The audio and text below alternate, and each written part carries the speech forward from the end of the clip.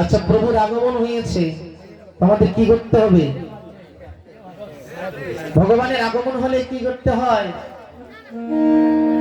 জয় রাধে। আচ্ছা, কোন জায়গায় যদি কোন নেতা মন্ত্রীর আগমন হয়, আমরা কি করি? কি করি? জয়ের ধ্বনি করি, নেতার জয় দিই, তাই তো? কেমন করে? অমুক মন্ত্রী জয় হোক, অমুক মন্ত্রী জিন্দাবাদ, অমুক মন্ত্রী আগে চলো হাম তোমারে সাথে। তো আজ আপনাদের এই বাগানে এই কীর্তনাঙ্গিনায় গৌরহরির আগমন হয়েছে, আপনারা জয় দিবেন না? যিনি এসেছেন তিনি সাধারণ কোনো মন্ত্রী নয়, শস্যধারা পৃথিবীর মন্ত্রী, অনন্ত বিশ্ব ব্রহ্মাণ্ডের মন্ত্রী। তার আগমনে জয়ধ্বনি হতে হবে। জয় জয় সচিনন্দন গোড়া চাঁদ কি, জয় জয় সচিনন্দন গোড়া চাঁদ কি, জয় জয় সচিনন্দন গোড়া চাঁদ কি।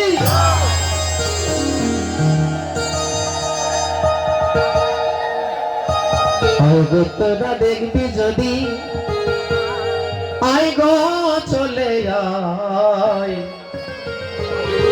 পতিত পাগল গোরা আমার এলো আয় গো তোরা দেখবি যদি আয় চলে আয়, আয় গো তোরা দেখবি যদি আয় গো চলে আয়, পতিত পাগল গোরা আমার এলো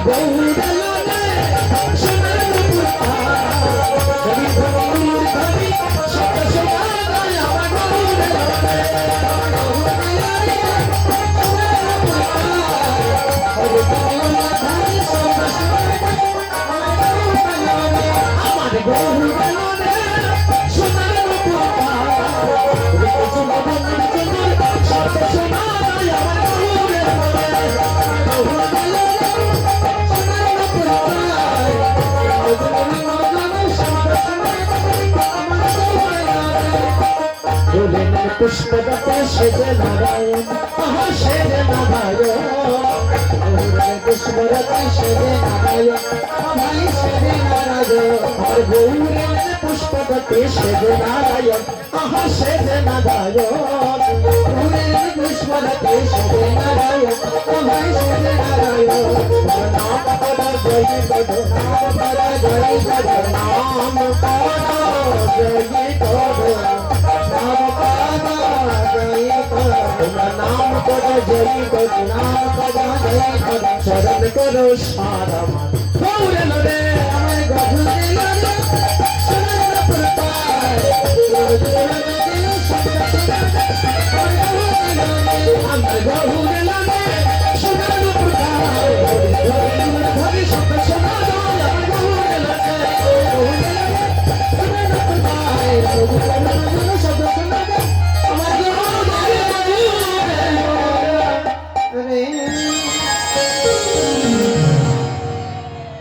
শ্রীবাসরাঙ্গিনায় মহাপ্রভুর আগমন। শ্রীবাসরাঙ্গিনার আগমনই অধিবাস কীর্তনের পথ। জয় রে জয় রে গোরা শ্রী শ্রীনন্দন রে জয় রে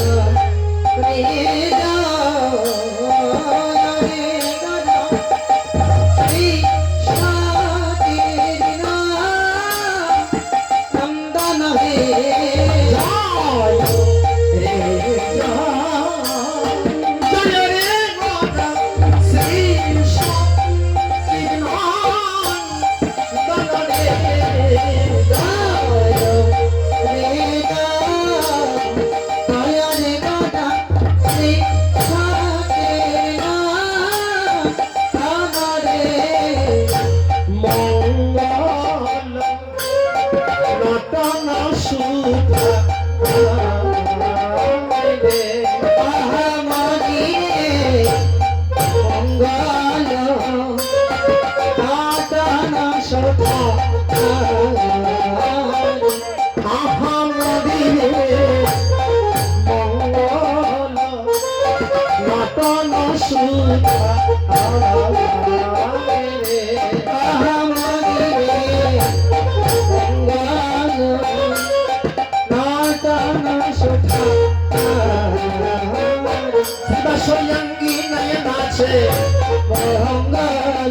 সাত শুভ দিবসে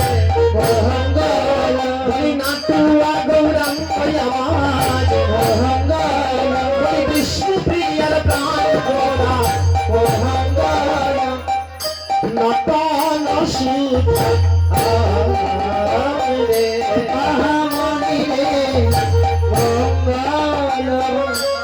নটন সুখ কীর্তন আনন্দে শ্রীবাস রামানন্দে কীর্তন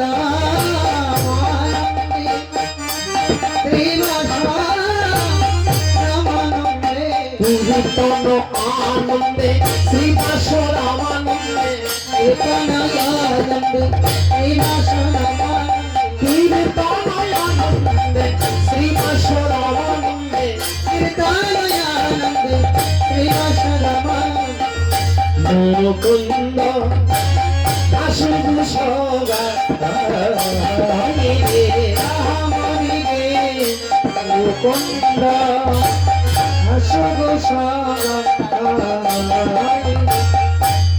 জয় রে গোরা শ্রী সচিনন্দন জয় রে গোরা শ্রী সচিনন্দন জয় রে গোরা শ্রী সচিনন্দন জয় রে গোরা শ্রী সচিনন্দন মঙ্গল নটন সুখা মঙ্গল নটন সুখা সবে মিলে জয় দাও ভাই সবে মিলে জয় দাও ভাই সবে মিলে জয় দাও ভাই সবে মিলে জয় দাও ভাই সচিনন্দন গোড়া চাঁদে সবে মিলে জয় দাও ভাই সচিনন্দন গোড়া চাঁদে জয় মিলে জয় হবে সচিনন্দন গোড়া চাঁদে জয় মিলে জয় হবে সচিনন্দন গোড়া চাঁদে জয় মিলে জয় হবে সবে মিলে জয় দাও ভাই। অধিবাস কীর্তনের প্রথম পদ, প্রথম পদেই মহাজন লিখলেন জয় রে গোরা শ্রী সচির নন্দন। আমরা আমাদের পরিচয় বাবার নামে দেই, কিন্তু মহাপ্রভুর পরিচয় বৈষ্ণব কবি দিলেন মায়ের নামে। কি বলে পরিচয় দিলেন? শ্রী সচির নন্দন। জয় রে গোরা শ্রী সচির নন্দন, মায়ের নামে পরিচয় দিলেন। আচ্ছা, মহাপ্রভুর কি বাপ ছিল? মহাপ্রভুর বাবার নাম জানা আছে? মহাপ্রভুর বাবার নাম কি? জগন্নাথ মিশ্র ঠাকুর। এগুলো জেনে নেওয়ার প্রয়োজন, কারণ আমরা হিন্দু। আমাদের ভগবানের বাবার নাম, মায়ের নাম এগুলো জানতে হবে। শুধু আজকালকের যে পড়াশোনা, বিশ্ববিদ্যালয়ে যদি পড়াশোনা করো, বিশ্ববিদ্যালয়ে তোমাকে আত্মজ্ঞান দিতে পারবে না। নিজেকে জানা, এটাই হচ্ছে আত্মজ্ঞান। নিজেকে যে জানতে পারে সে ভগবানকেও জানতে পারে। জয় রাধে। আমি কে? অহং মমেতি। এই প্রশ্ন সনাতন গোস্বামীর হৃদয়ে জেগেছিল। তাই তো নবাবের মন্ত্রিত্ব ত্যাগ করে ব্রজে গিয়ে নিষ্কিঞ্চন ভজন করেছিলেন, যার ভজনের তেজে মদন মোহন প্রকট হয়েছিলেন। জয় রাধে। নিজেকে জানলেই ভগবানকে জানা হবে। যখনই মানুষের হৃদয়ে এই প্রশ্ন জেগে উঠে আসবে, যখনই কারো হৃদয়ে এই প্রশ্ন জেগে উঠে আমি কে, এখানেই তার ব্রহ্ম জিজ্ঞাসা আরম্ভ। একে বলে ব্রহ্ম জিজ্ঞাসা। কেউ কি কোনোদিন নিজেকে প্রশ্ন করো আমি কে? কে আমি? আমার এই স্থূল রক্ত, হাড় এবং মাংসের দ্বারা গঠিত দেহটা তো আমি নয়। এটা আমার দেহ, কিন্তু আমার আসল পরিচয় কি? আমাদের সবার আসল পরিচয় কি? এই স্থূল দেহের ভেতরে যে আত্মা অবস্থান করছে, এই আত্মাটাই হচ্ছে আমাদের আসল পরিচয়। আর এই আত্মাটা কি? এই আত্মাটা হচ্ছে ভগবানেরই অংশ। তাই চৈতন্য চরিতামৃতে কবিরাজ গোস্বামী লিখলেন জীব কৃষ্ণ নিত্য দাস দেহ ভুলি গেল, এই কারণে মায়া পিছাসী তার গলায় বাঁধিল। যখনই মানুষ ভুলে যায় আমি কৃষ্ণ দাস, কৃষ্ণ দাসত্বটা যখন আমরা ভুলে যাই, তখনই আমরা মায়ার দাস হয়ে যাই। জয় রাধে। তাই মায়ার দাস যদি হয়ে থাকেন সারাটা জীবন, এই সারা জীবন মায়ার লাভ পেতে হবে। জয় রাধে। মায়া কিভাবে যে আপনাদের নিচে ফেলবে নিয়ে আমরা কেউই বুঝতে পারি না। মায়া বড় প্রবল। কবিরাজ গোস্বামী এই মায়াকে অন্ধকারের সঙ্গে তুলনা করেছেন। সবচেয়ে বড় অন্ধকার হচ্ছে এই মায়া। আর মায়া কি? মায়া শব্দের অর্থ কি? মায়া কাকে বলে? আমরা তো শুধু মুখে বলি এই সংসার মায়ার সংসার, এই জগতে কেউ কারো নয়, তোতা পাখির মতো বলি, মুখস্থ করি, কিন্তু আসলে মায়া কি? মায়া কাকে বলে? মায়া ওখানে, মায়া শব্দের অর্থ হচ্ছে যেটা আমার নয় সেটাকে আমার ভাবা, সেটাই হচ্ছে মায়া। আমরা আমাদের বাড়িটাকে আমার বাড়ি ভাবি, আমার স্ত্রীকে আমার স্ত্রী বলি, পুত্রগণকে পরিবার, আমার পুত্র আমার পরিবার। এই যে আমার শব্দ, এই আমার জায়গায় যেদিন কৃষ্ণ আসবে, যখনই প্রশ্ন করবে কেউ আপনার ছেলে মেয়ে কটা, যারা আত্মজ্ঞানী নয় তারা বলবে আমার ছেলে একটা বা দুটা। আর যারা কৃষ্ণ তত্ত্ববেত্তা, যারা জগৎকে উপলব্ধি করতে পেরেছে যে জগৎ আমার নয়, তারা বলবে আমার সন্তান নয়, কৃষ্ণের সন্তান, গোবিন্দ দিয়েছে একটা বা দুটা। জয় রাধে। বুঝতে পারছেন? এক বাড়িতে কীর্তনে গিয়েছিলাম, থাকার ব্যবস্থা দিয়েছেন ভক্ত বাড়িতে। সকালবেলা উঠে জিজ্ঞাসা করলাম এই বাড়িটা কার, এই বাড়ির মালিককে? তখনই বাড়িরই কর্তা বাবা এসে বললেন, ও বৈষ্ণব ঠাকুর কি হয়েছে বলুন। বলি এই বাড়ির মালিকের সঙ্গে আমি দেখা করতে চাই। আমায় বললেন আপনি বাড়ির মালিকের সঙ্গে দেখা করবেন, তাহলে আসুন। আমার হাত ধরে নিয়ে গেলেন ওনার ঠাকুর ঘরের সম্মুখে। গিয়ে দেখলাম অপূর্ব সুন্দর ঠাকুর ঘরে নিতাই গৌরের অপূর্ব দুটি বিগ্রহ দাঁড়িয়ে আছে, দুই ভাই নিতাই গৌর। ওই বাড়ির কর্তা আমার হাতে ধরে বললেন, বাবা আপনি যে বলেছিলেন না বাড়ির মালিকের সঙ্গে দেখা করবেন, এই যে দুই ভাই দাঁড়িয়ে আছে নিতাই গৌর, এই দুই ভাই এই বাড়ির মালিক, আমি হলাম এই বাড়ির ভাড়াটিয়া। জয় রাধে। তাই আমরা মায়ামুক্ত তখনই হব যখনই আমার শব্দটা চলে যাবে, আমার জায়গায় গৌর গোবিন্দ বা কৃষ্ণ শব্দ আসবে। এই জগতে সত্যি তো, এই জগতে কে কার? বাড়িটা কি আমাদের বাড়ি? যে বাড়ি ভোগ করছি এই বাড়িটা কি আমার? স্ত্রী পুত্র পরিবার এরা কি আমার? ভেবে দেখুন, এটা গভীর চিন্তা করে দেখুন, এই জগতে কে কার? কেউই কারো নয়, সব অভিনয়। রঙ্গমঞ্চে অভিনয় চলছে, অভিনয় শেষ, ডাইরেক্টর এসে স্টেজ থেকে নামিয়ে দেন। জয় রাধে। এই সত্যটাকে যারা মনে রাখতে পারে যে আমি যা করছি এই জগতে অভিনয় করছি, এই জগৎটা বিদেশ, এটা দেশ নয়, দেশ ভগবত ধাম। গোবিন্দের পাদ পদ্মই হচ্ছে আমার আসল বাড়ি, আসল ঘর। ওই ঘরে ফিরে যেতে হবে। তাই আমাদের সদা সর্বক্ষণ ভক্তি মার্গ অনুশীলন করতে হবে। সংসারে থাকো আর সাধু হও, যে পরিস্থিতিতেই থাকো ভক্তি মার্গ অনুশীলন করতে হবে। কারণ কলিতে যদি উদ্ধার হতে হয়, ভগবানের শুদ্ধ ভক্তির দ্বারাই আমরা প্রতিটা জীব উদ্ধার হব। যার জন্য সেই প্রেম মার্গে আমাদের নিয়ে যাওয়ার জন্য সাক্ষাৎ ভগবান চৈতন্য মহাপ্রভু জীবকে কৃপা করার জন্য গোলক ছেড়ে ভূলোকে এসেছেন, আমাদের মতো কলিহত জীবকে কৃষ্ণ প্রেম দান করবেন বলে। তাই আমাদের সদা সর্বক্ষণ ভক্তিকে আশ্রয় করে চলতে হবে, যে পরিস্থিতিতেই থাকো। সংসারে থেকেই ভক্তি করা যায়। কেন জয়দেব পদ্মাবতী কি ভক্ত ছিলেন না? জয়দেব পদ্মাবতী, যে জয়দেব গ্রন্থ লিখতে গিয়ে কলম উঠে গেল। গোবিন্দ রাধারানীর চরণের দাস। জয়দেবের মনে এই কথা যখনই এলো, সংকোচ হলো। ত্রিজগতের প্রতি রাধারানীর চরণের দাস কিভাবে হবেন? লিখা বন্ধ করে পদ্মাকে বললেন, পদ্মা আমি গঙ্গা স্নানে যাই। গঙ্গা স্নানে চলে গেলেন। সেই সুযোগে সাক্ষাৎ ভগবান জয়দেবের রূপ ধারণ করে গ্রন্থ মন্দিরে প্রবেশ করে গিয়ে বাঁকা হাতে বাঁকা অক্ষরে লিখে দিলেন, দেহি পদপল্লব মুদারম। বললেন যে হে রাধে, আমি তোমার শ্রীচরণের দাস। গ্রন্থ পরিপূর্ণ করে দিলেন গোবিন্দ। তাই একজন গৃহস্থ ভক্ত কৃষ্ণ পেতে পারে, ভক্তি যার কৃষ্ণ তার। জয় রাধে। ভক্তি যার কৃষ্ণ তার। দেখুন বিদুরের কি জাত ছিল। আমরা তো জাতেরও বিচারে করি, ছোট জাত বড় জাত, কিন্তু হরিভজনে জাতের বিচার নেই। দেখুন বিদুরের কি জাত ছিল। বিদুর একজন দাসী পুত্র ছিলেন, কিন্তু দুর্যোধনের রাজভোগ পরিত্যাগ করে ভগবান বিদুরের ঘরে অন্ন গ্রহণ করেছিলেন।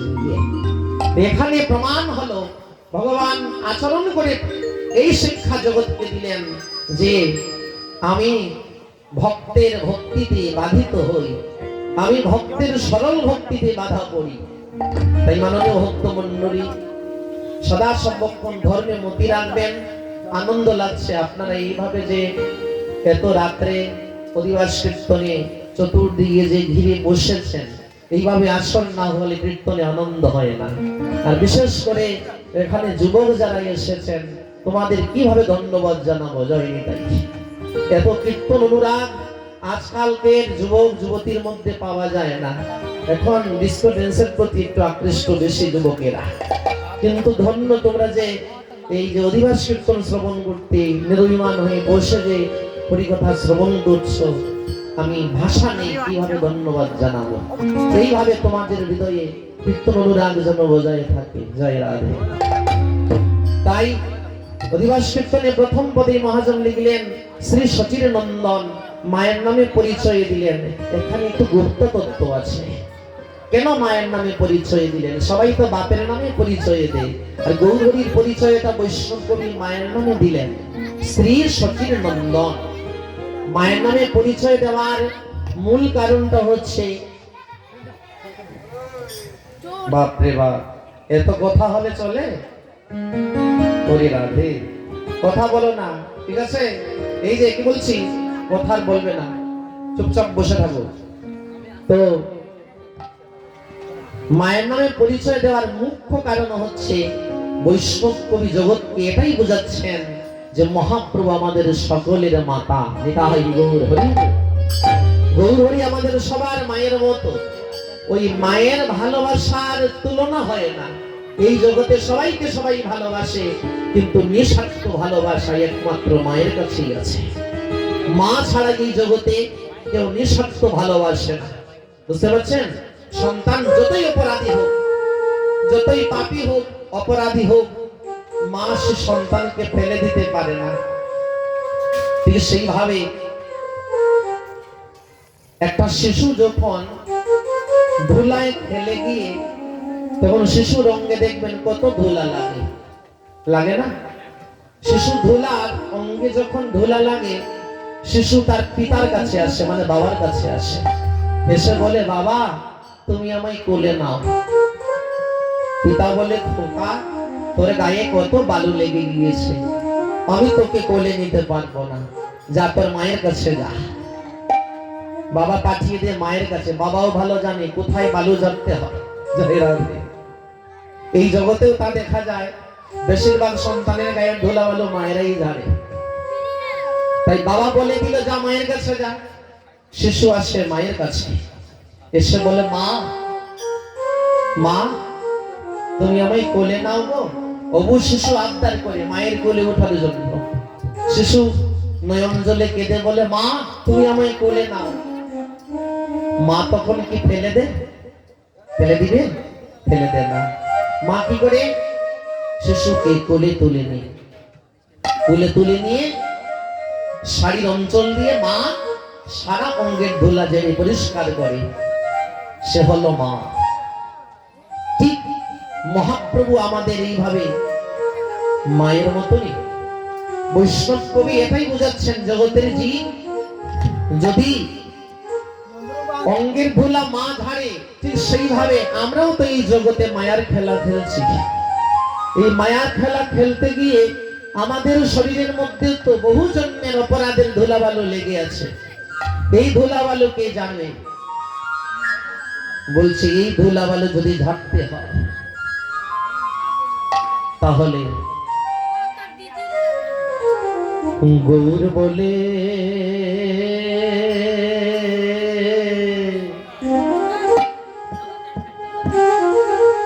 আদো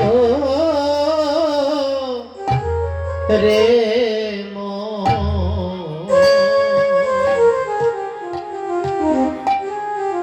তুমি গৌর বলে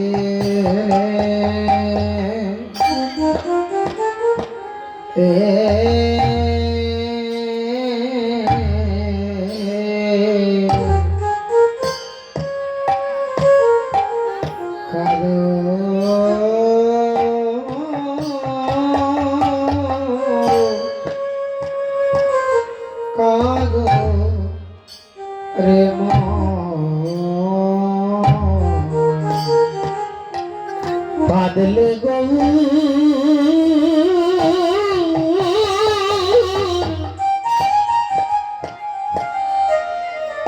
বাদলে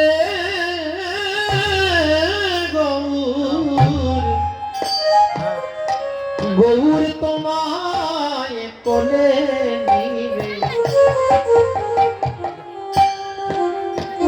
গৌর বলে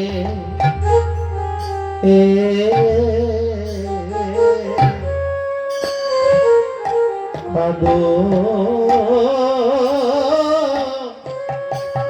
আদো রে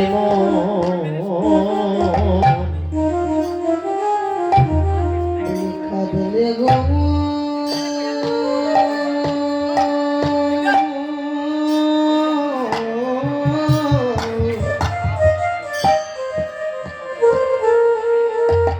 কাঁদলে গো ওর কোলে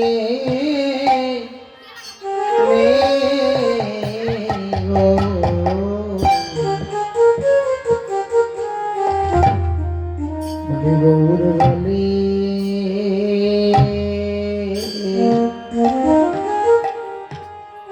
কাঁদো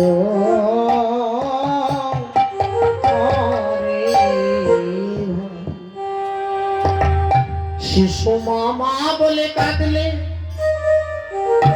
মা এসে শিশুকে কোলে নেয়। ঠিক সেইভাবে এই জগতের ভাগ্যবান জীব, কোন ভাগ্যবান যদি গৌর বলে কেঁদে উঠতে পারে, মহাপ্রভু তাকে এসে মায়ের মতো কোলে মা যেমন শিশুকে কোলে নিয়ে অঙ্গ ধুলা ঝাড়ে, কিন্তু সেইভাবে গৌর হরির কোলে যে উঠতে পারে তার পাপের ধুলা প্রভু যে রে দেব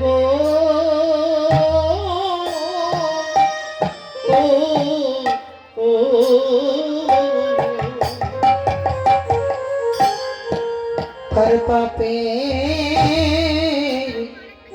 ধুলা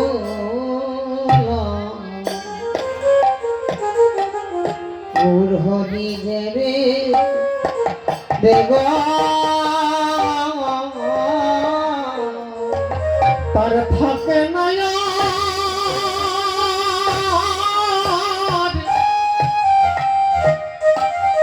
অপরাধের ধুলা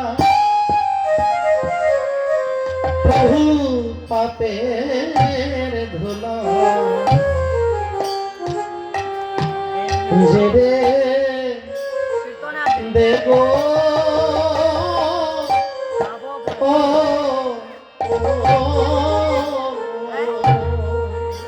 अरे ताके नया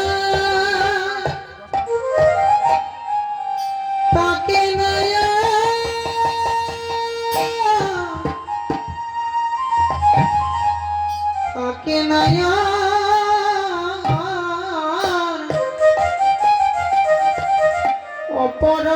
অপরাধের ধোলা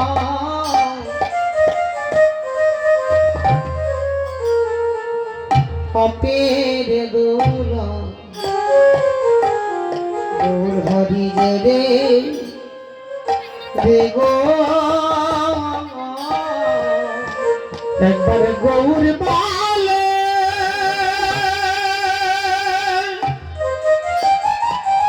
গৌর বলে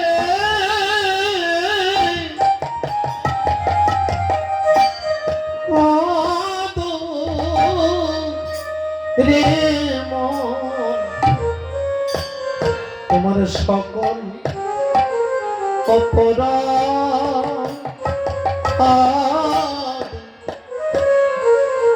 দূরে যাবে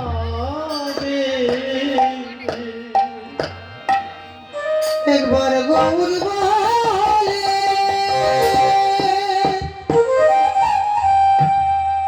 গৌর বলে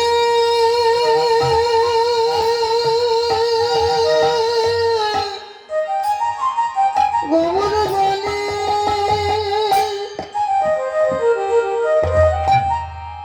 গৌর বলে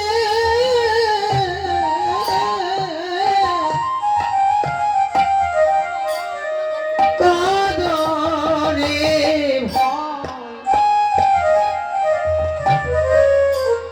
সকাল অপরাধ দূরে যাবে একবার গৌর বলে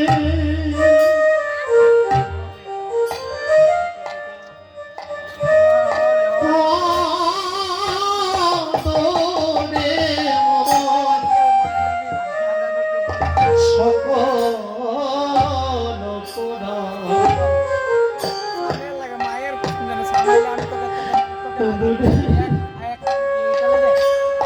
যাবে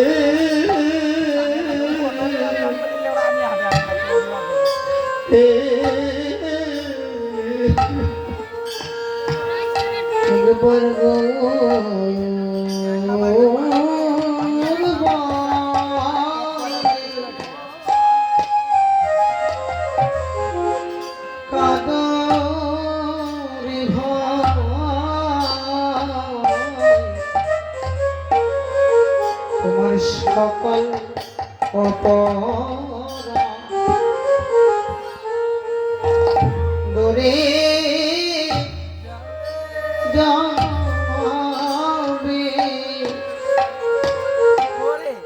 একবার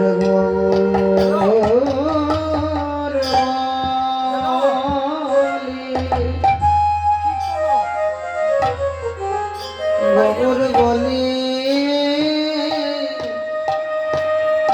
কাদরে ভাই তোমার সকল অপরাধ দূরে যাবে এবার গৌরাঙ্গ বলে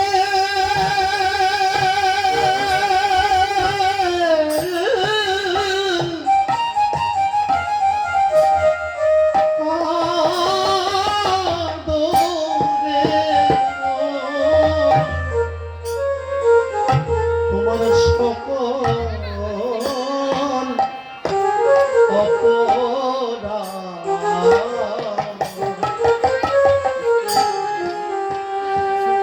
অপরাধ দূরে যাবে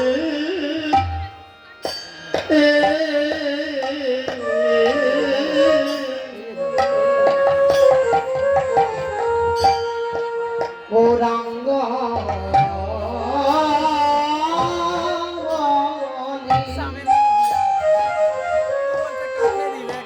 বলে কাদারে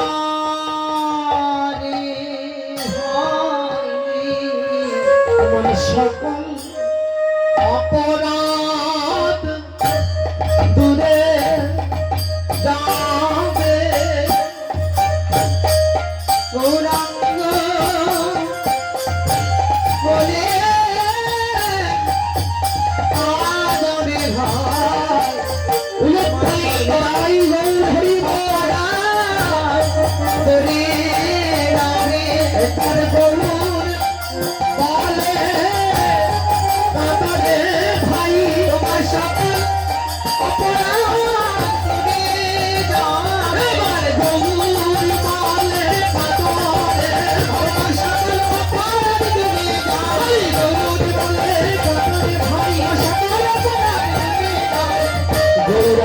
বলে আদরে ভাই। সেজন্যই বৈষ্ণবী লিখলেন জয় রে গোড়া শ্রী সচিন নন্দন মঙ্গল নটন সুঠাম। দ্বিতীয় পদে লিখলেন কীর্তন আনন্দে শ্রীবাস রামানন্দে মুকুন্দ ভাসুঘোষ গায়। মুকুন্দ ভাসুঘোষ প্রভুকে দর্শন করে গান করছে। আর কি হচ্ছে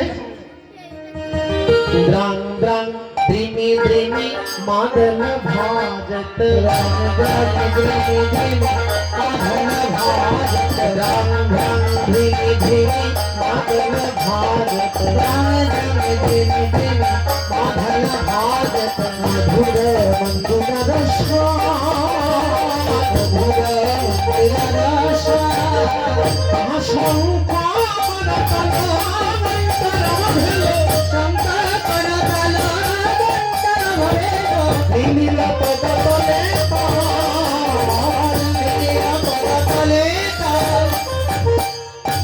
সংকেত ধ্বনি করতালের ধ্বনি ঘণ্টার ধ্বনি সকল কীর্তনের তাল প্রভুর চরণে শরণ নিয়েছে। এসে শরণ নিয়ে বলছে ওরে গৌর হরি আমরা ওই চরণে শরণে নিলাম, ওই চরণে শরণে নিলাম, ওই চরণে শরণে নিলাম, ওই চরণে শরণে নিলাম, চরণ ওই চরণে শরণে নিলাম,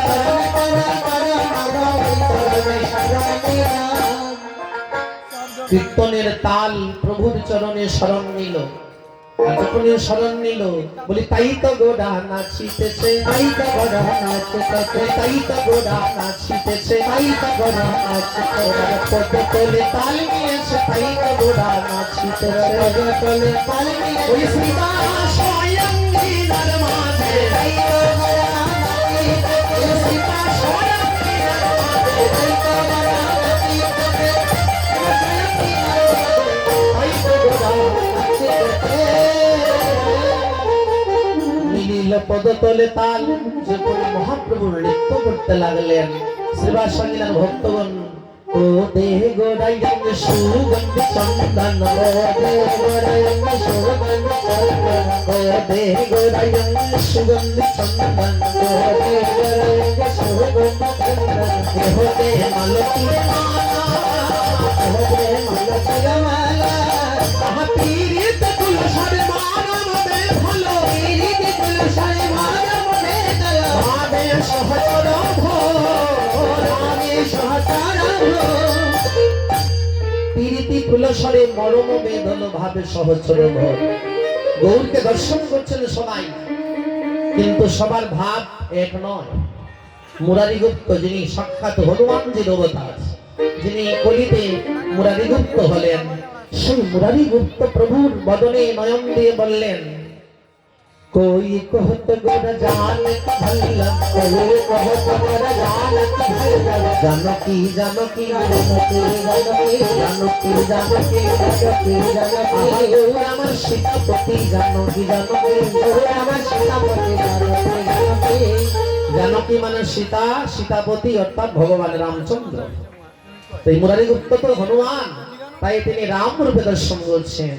বলি শোনো শোনো আজ গোরা গোরা নয়, গোরা নয়, গোরা নয়, গোরা নয়, আজ গোরা গোরা নয়, আজ গোরা গোরা নয়, গোরা নয়, গোরা নয়, গোরা নয়, গোরা নয়, সে যে আমার শ্রীরামচন্দ্র, গোরা নয়, গোরা নয়, সে যে আমার শ্রীরামচন্দ্র, গোরা নয়, গোরা নয়। বলছে আজ আমার গৌর গৌর নয়, সে আমার শ্রীরামচন্দ্র। আর অন্যান্য ভক্তগণ বলছেন রাধার প্রিয় পাচ, রাধার প্রিয় পাচ, রাধার প্রিয় পাচ, রাধার প্রিয় পাচ, নয়নানন্দে মনে আমার হিত জানে, নয়নানন্দে মনে আমার হিত জানে, নয়নানন্দের মনে আমার হিত জানে, নয়নানন্দে মনে আমার হিত জানে, গৌর আমার গদা ধরের প্রাণ, গৌর আমার গদা ধরের প্রাণ। কৃষ্ণ কেমন যার মনে যেমন, একজন বলছে শ্যাম, একজন বলছে রাম, আরেকজন বলে উঠলো কৃষ্ণ যদি গৌর হয় আর গৌর যদি কৃষ্ণ হয়, কৃষ্ণ তো কালো আর গৌর হলো সোনা, কাঁচা সোনার মতো অঙ্গবর্ণ মহাপ্রভু, তাহলে ওই কৃষ্ণ আবার গৌর হলে কেমন করে? আরেক ভক্ত বলি উঠলো, বলি কেন কালা এবারে গৌর হয়েছে? বলি কেন গৌর হয়েছে জানো? ওই কালা এবারে গৌর হলো, কালা এবারে গৌর হলো, কালা এবারে গৌর হলো, রাধার ভাব কান্তি বিলাসী, কালা এবারে গৌর হলো, ভাব কান্তি বিলাসী, কালা এবারে গৌর হলো। কালা রাধার ভাব কান্তি বিলাসী, হ্যাঁ, রাই অঙ্গের ছটা লেগে গৌর হয়েছে।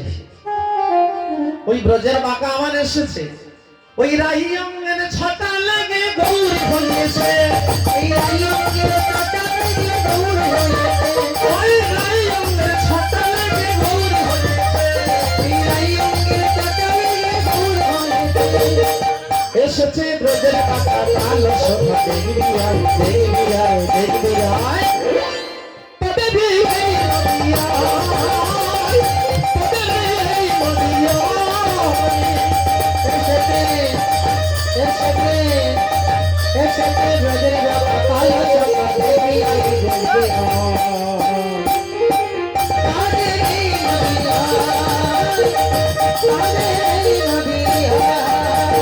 রাই প্রেমে ঋণী হয়েছে, ঋণী হয়েছে,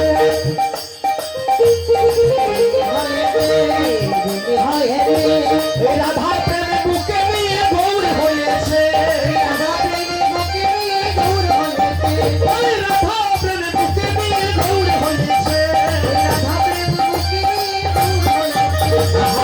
এসেছে ব্রজের বাঁকা কালো শোভা, দেখবি আয়, দেখবি আয়, তবে এই নদিয়া, তবে এই নদিয়া। এসেছে ব্রজের বাঁকা কালো শোভা, দেখবি আয়, দেখবি আয়, তবে এই নদিয়া, তবে এই নদিয়া। শ্রীবাসরাঙ্গিনায় মহাপ্রভু এসে শ্রীবাসকে বললেন, শ্রীবাস, অদ্বৈত মন্দিরে গিয়ে নাম যজ্ঞ করবো, এই অভিলাষ, অদ্বৈত প্রভুর অপূর্ণ অভিলাষ পূর্ণ করবো, আমারও অভিলাষ, অদ্বৈত মন্দিরে কীর্তন করবো। বিকাল সকাল সকাল অদ্বৈত মন্দিরে যাব। অদ্বৈত আচার্য মহাপ্রভু স্থির করলেন যে সকালবেলা অদ্বৈত বাড়িতে যাবেন, আর অদ্বৈত আচার্য রজনীর শেষে স্বপ্ন দেখলেন যে নিতাই গৌর রাঙ্গিনায় নেচে নেচে আসছেন। জেগে উঠে সীতা ঠাকুরানীকে বললেন, আলিপনা দাওয়া গো সীতা,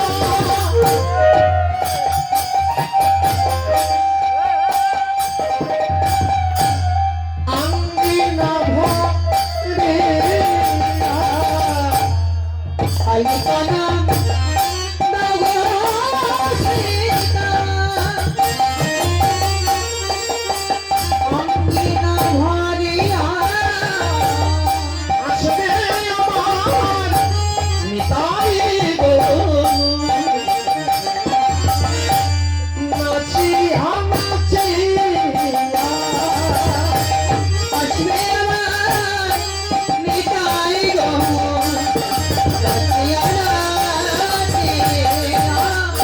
সীতা ঠাকুরানী আঙ্গিনায় আলিপনা দিয়ে রাখলেন, বলি ঘৃতের প্রদীপ জ্বলে পরম সুন্দর, ঘৃতের প্রদীপ জ্বলে পরম সুন্দর, বলি দধি দুধয় আমলা তেলি বাটা গয়ুক, বলি দধি দুধয় আমলা তেলি বাটা গয়ুক।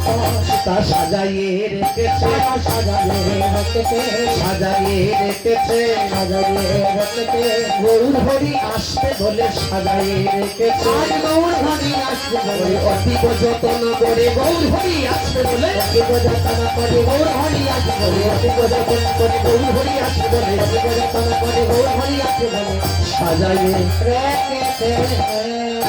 আর একদিন বহু হাসি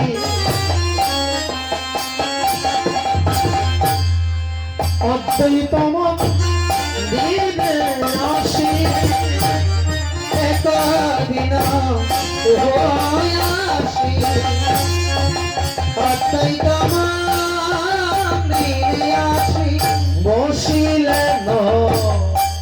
সচিরকু মারে বসিলেন সচিরকু মার বসিলেন সচিরকু মার আহারে বসিলেন সচিরকু মার নিত্যানন্দ হরির সঙ্গে অদ্বৈতম শিয়ারঙ্গে নিত্যানন্দ হরির সঙ্গে অদ্বৈতম শিয়ারঙ্গে কীর্তন মোহন সদের করিলা বিচার কীর্তন মোহন সদের করিলা বিচার কীর্তন মোহন সবে করিলা বিচার কীর্তন মোহন সবে করিলা বিচার দিন প্রভু একটাই বসে মহোৎসবের বিচার করছেন আর ঘরের ভেতর থেকে সেটা ঠাকুরানী শ্রবণ করছে শুনিয়া আনন্দে ভাসে সীতা ঠাকুর আমি আসি ভাসে সীতা ঠাকুর আমি আসি শুনিয়া আনন্দে ভাসে সীতা ঠাকুর আমি আসি আনন্দে ভাসে সীতা ঠাকুর আমি কহিলেন মধুর বচন কহিলেন মধুর বচন প্রভু আমাদের আঙ্গিনায় যজ্ঞ করবেন আপনি নাম যজ্ঞ এই যজ্ঞের বিধান কি এখানে মহাপ্রভু সীতা দেবীকে বিধান বললেন যজ্ঞের বিধান বলেন এই যজ্ঞের বিধান কি কিভাবে যজ্ঞ করব তা শুনি আনন্দ মনে মহোৎসবে বিধার শুনি আনন্দ মনে মহোৎসবে বিধার অনেক কিছু সচিরন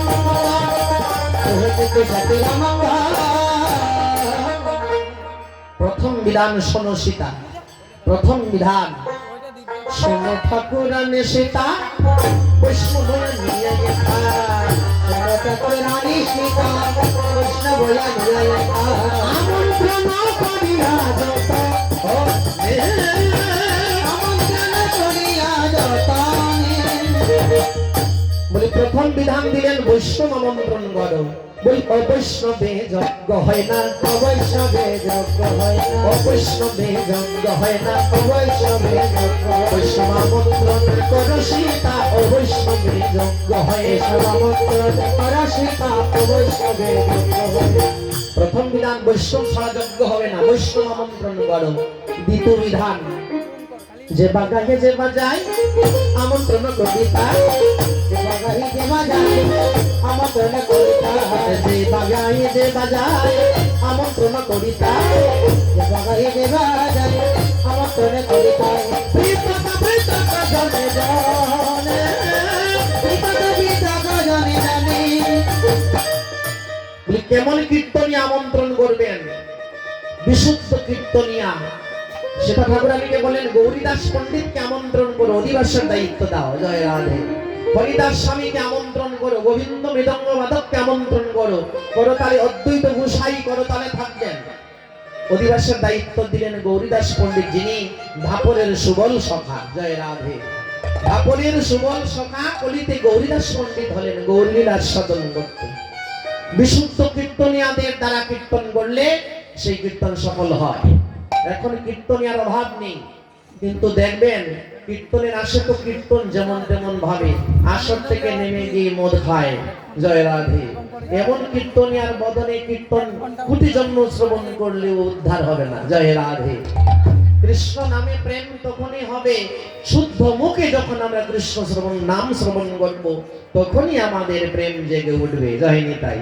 হরিনাম দু প্রকার একটা হচ্ছে অপরাধ যুক্ত হরিনাম আর একটা হচ্ছে অপরাধের শূন্য হরিনাম অপরাধ যুক্ত হরিনাম মানে একদিকে কৃষ্ণ নাম আর একদিকে অপরাধ এখন হরিনাম সারা জন্ম করলেও কৃষ্ণ প্রাপ্তি হবে না প্রেম প্রাপ্তি হবে না বলে দুধ খেলে পুষ্টি হয় আর ওই দুধের মধ্যে যদি বিষাক্ত সাপ মুখ দেয় তখন ওই দুধ কি হয় বিষাক্ত বিষে পরিণত হয় ওই দুধ খেলে কি হয়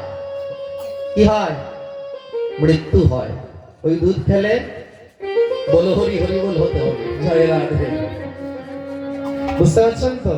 তো হরিনাম অমৃত, হরিনাম অমৃত, কিন্তু ওই অমৃত সুধা যারা করে কীর্তনীয় সম্প্রদায়, যারা অমৃত সুধা যাদের মুখ থেকে ফলিত হবে, তারা যদি অপরাধ যুক্ত হয়ে এই হরিনাম করে, সেই হরিনাম শুনেও আমাদের মঙ্গল হবে না। জয় রাধে।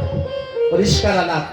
এই কৃষ্ণ নাম করতে হলে অপরাধ ছাড়তে হবে, অপরাধ ছেড়ে হরিনাম করতে হবে। দেখুন, জগাই মাধাই মতো পাষণ্ডী 80 বলছি মদ খেত। জয় রাধে।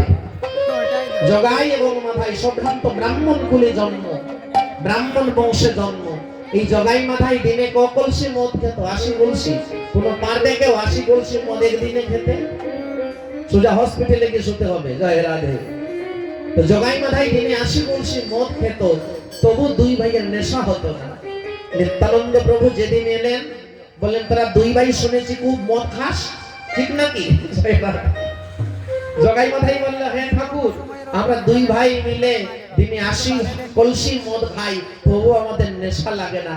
নিতাই চাঁদ বললেন, মদ খেতে খেতে বুকটা জ্বলে গেল, আজ থেকে মদ খাবে না, আজ থেকে আমাদের মদ খাবে। নিতাই গৌর হরি। নিত্যানন্দ প্রভু বলেন, আজ থেকে আমাদের মদ খাবে। জগাই বলছে, মাধাই, জগাই বলছে, মাধাই, বাবাজির মদ খায় নাকি রে? বাবাজি চলে নাকি রে? বাবাজি চলে বলি, এই বাবাজি চলে বলি। নিতাই চাঁদ বললেন, হ্যাঁ আমাদের চলে। বলে, ঠাকুর তুই সত্যি মদ খা? বলি, হ্যাঁ মদ খাই। বলি, শোনো না, তুমিও মদ খাও, আমরাও মদ খাই, তোমার চেহারাটা এত সুন্দর আর আমরা কেমন কেমন। নিতাই চাঁদ বললেন, ওই ভেজালি মদ খেতে খেতে চেহারা ভেজালি হয়ে গিয়েছে। জয় রাধে। আজ থেকে ভালো মদ খা, তোদের চেহারাও ভালো হবে। জয় রাধে। ওই জগাই মাধাই বলল, ঠাকুর এই মাধাই, তাহলে আর বুক জ্বালাবো না, মদ খেয়ে আজ থেকে বাবাজিদের মদ খাবো। বলে, বাবাজি তোমার মদের নামটা দাও না। নিতাই চাঁদ বললেন, আমার মদের নাম নিতে হয় না, মদের নাম বললেই নেশা হয়। বলে, এই মাধাই তাহলে বল মদ, মদ বল।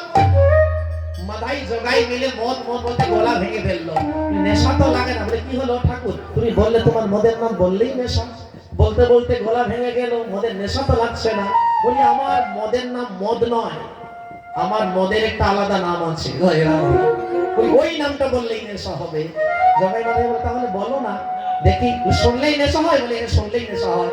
বলে, আমার মদের নাম নিতে হলে দুটি হাত তুলতে হবে। জয় রাধে। জগাই মাধাই বলে, ঠিক আছে, উঠালাম, দুটি হাত উঠালাম, তোমার বল।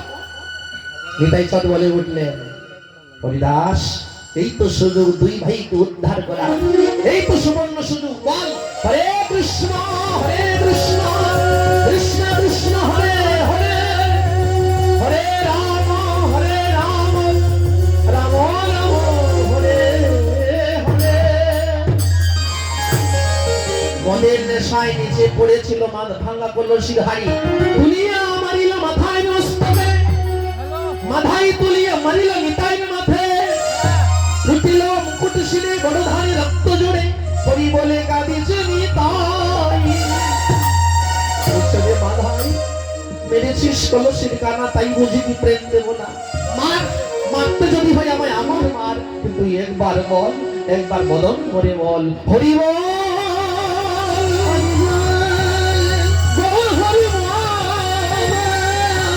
হরি বল, হরি বল, গৌর হরি।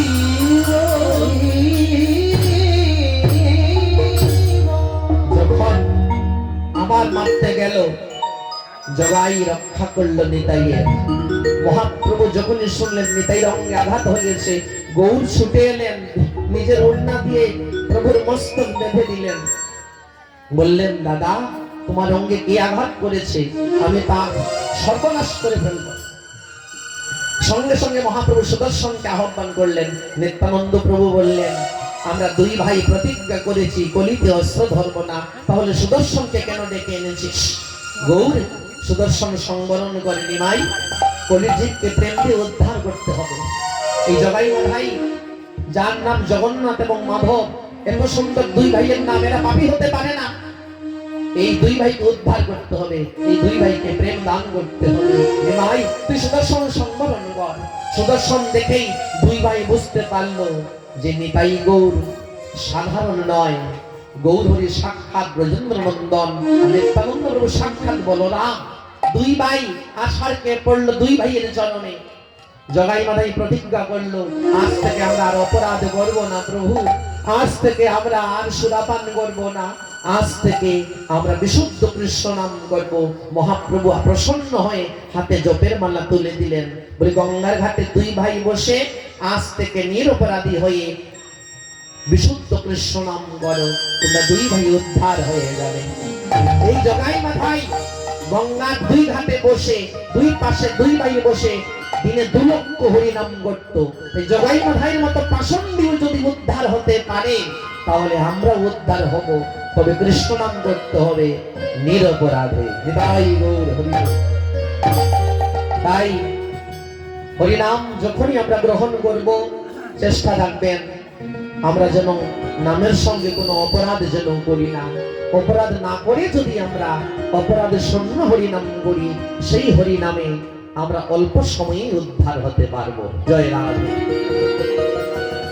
তাই কীর্তনিয়া এমন কীর্তনিয়ার বদনে কীর্তন শুনবেন যে কীর্তনিয়ার আচরণ স্বভাব চরিত্র ভালো, যার মধ্যে ভদ্রতা আছে। কীর্তন করতে হলে আগে ভদ্র হতে হবে, তারপর চরিত্র ভালো হতে হবে, তারপর গান বাজনার কথা, তারপর তাল সম্বন্ধে বিশেষ অভিজ্ঞতা থাকতে হবে এবং শাস্ত্র জানতে হবে। জয় রাধে। শাস্ত্র যদি না জানো তাহলে কীর্তন করা অসম্ভব। শাস্ত্রে নিপুণ হতে হবে, শাস্ত্র চর্চা করতে হবে, তবেই কীর্তনিয়া। জয় রাধে।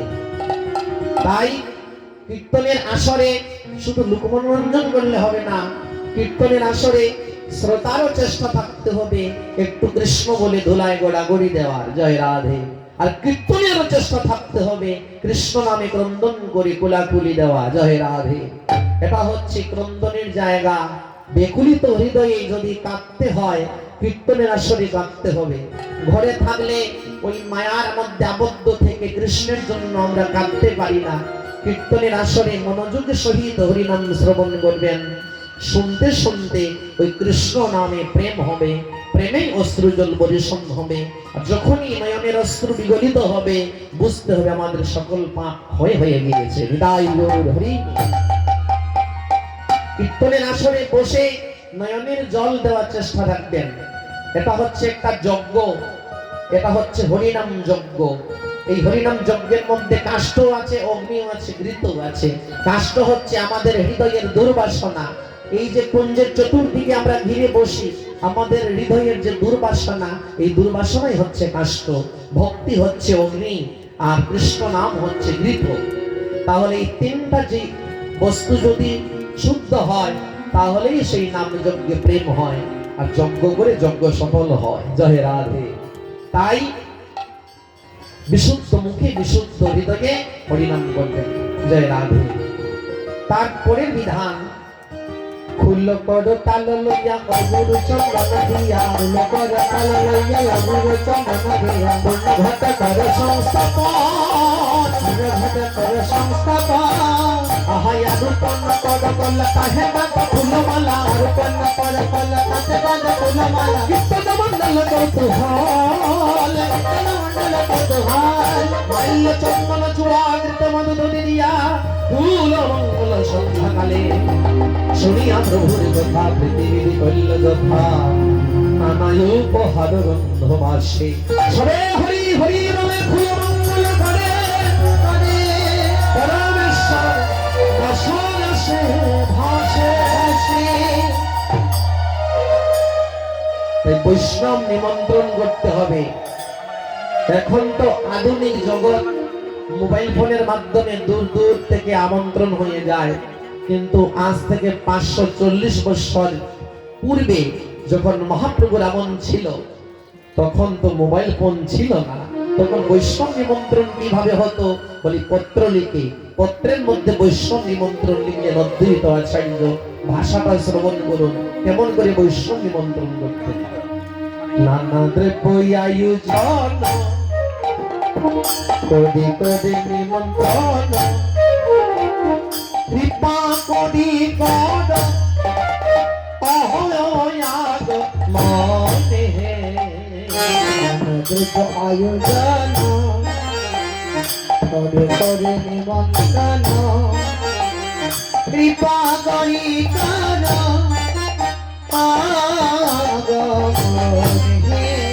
তোমরা বৈষ্ণবগণ মদয়ে নিবেদন তোমরা বৈষ্ণবগণ মরো এই নিবেদন দৃষ্টি করি কর সমাপন দৃষ্টি করে কর সমাপন তোমরা বৈষ্ণবগণ তোমাদের চরণে তোমাদের হাতে যজ্ঞের সম্পূর্ণ দায়িত্ব দিয়ে দিলাম দৃষ্টি করি করো সমাপন এত করি নিবেদন আনিল মহন্তগণ এত করে নিবেদন আনিল মহন্তগণ কীর্তনের করে দিবাস কীর্তনের করে দিবাস অনেক ভক্তের ফলে বৈষ্ণব আসিয়া মিলে ভক্তের ফলে বৈষ্ণব আসিয়া মিলে কালী হবে কীর্তন বহুল সর্ববিলাস হবে কীর্তন বহুল সর্ববিলাস শ্রীকৃষ্ণ চৈতন্য চন্দ্র সকল ভক্ত বৃন্দ গুণগায় বৃন্দাবন দাস